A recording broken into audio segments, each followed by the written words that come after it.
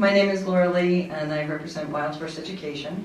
We're an advocacy group that tries to educate the public to what wild horses are and how to engage the public process appropriately.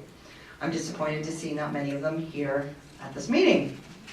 I was not planning to speak today, but I just want to make a comment to the conversation I was listening to.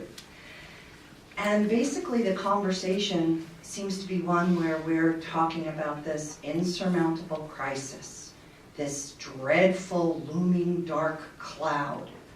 And when we begin to talk that way, we kind of set ourselves up for failure.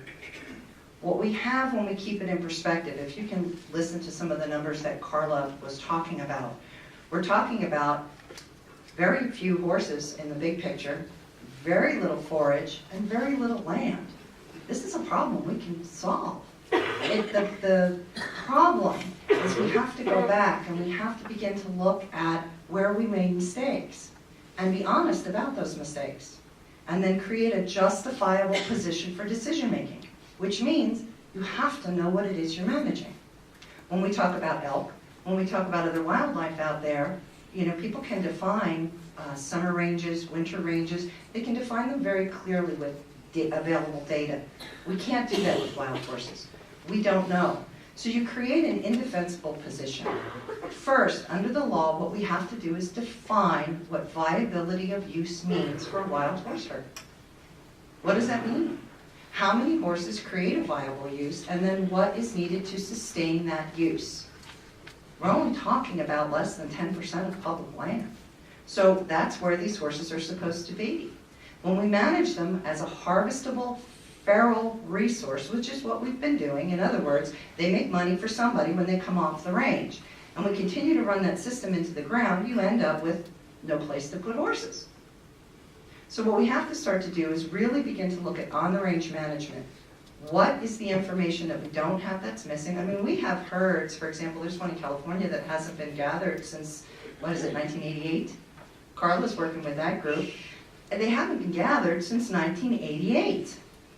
There's no tsunami of horses flooding California. There's no disease from these animals, and these animals are not dropping dead on the range. So at what point does excess actually occur? At what point does that scale actually tip? We don't know. We haven't put enough money into the program at the field level. We have areas where we have one wild horse and burro specialist managing, in the state of Nevada, more HMAs than other states have entire just within their districts. They have minute budgets. They have minute resources in order to gain the information to create a defensible position. Once we get there, then symptoms like long-term holding stop, because those are all symptomatic issues.